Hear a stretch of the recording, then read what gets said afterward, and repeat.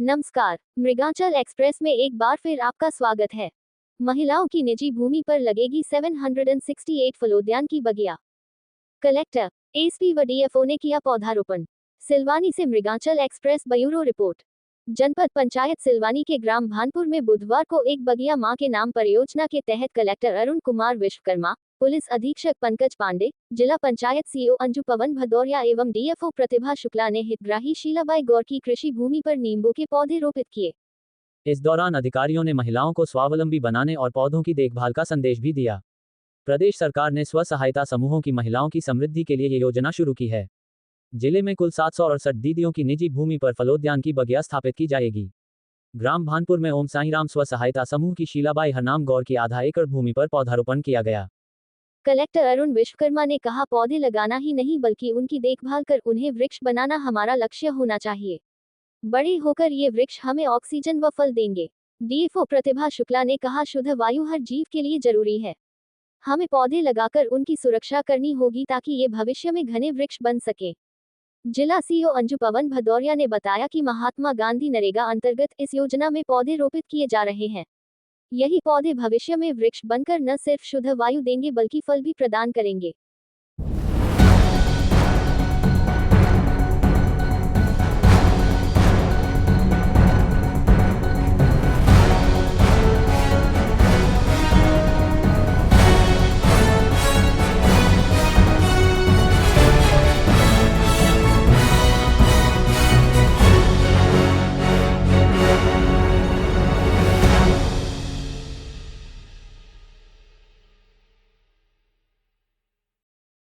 ये माननीय मुख्यमंत्री जी की ये महत्वाकांक्षी योजना है।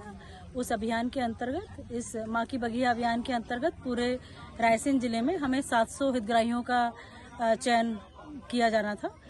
इसके अंतर्गत प्रत्येक ब्लॉक में 100 ऐसी एसएचजी दीदियों का चिन्हांकन किया जाना था जिनके परिवार में उनके नाम भूमि हो और कम से कम आधे एकड़ से लेकर 1 एकड़ तक के स्थान पे चयनित करके आप अपना पौधारोपण कर सकते हैं। इसके पीछे भावना यह है कि चूंकि एसएचजी की दीदी है और उसके ज़मीन में उसकी वो जो जिस वैरायटी के पौधे को लगाना चाहती है, यदि हम उसी का रोपण करेंगे तो वह उसको अच्छे से पालेगी, पोसेगी और 1 साल बाद जब इसकी जीवितता रहेगी उसके बाद सरकार की ओर से उसे तार फेंसिंग का पैसा और पौधे का पैसा और उसकी मजदूरी का पैसे का भुगतान भी सरकार द्वारा किया जाएगा।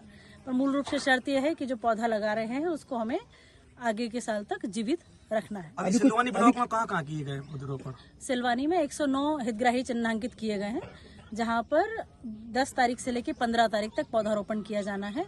इसके पहले सीप्री ऐप के माध्यम से हमें लोकेशन का चिन्हांकन, इसकी जियो टैगिंग और तार फेंसिंग, पोल आदि की व्यवस्था सुनिश्चित करनी थी।